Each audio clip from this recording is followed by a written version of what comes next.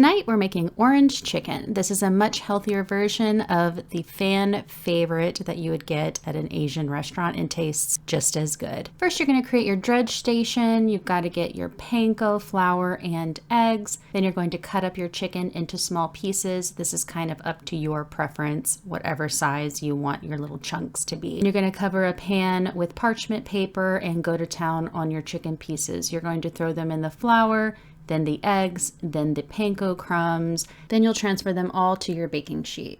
Next, you will season with salt and pepper very generously. Next, we're going to bake these at 400 for 18 to 20 minutes.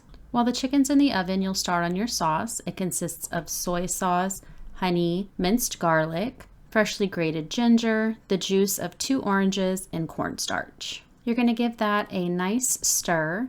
And then over medium heat, you'll throw that in a saucepan for about 5 minutes until it gets thick. And this is what your chicken should look like when it comes out of the oven. Nice and crispy and delicious looking. Now you're going to throw about half of your chicken pieces into a bowl and add the sauce. Then you'll add the other half of the chicken, add more sauce, and then you're going to mix it all together. You could serve this with rice, but I tend to like to go for green beans. It's a little bit more of a healthy option and it tastes absolutely delicious. On top, you could do sesame seeds or green onions. Unfortunately, I didn't have either, but it was still an absolutely amazing dish and it's something that I will definitely be cooking again. Let me know what else you want to see.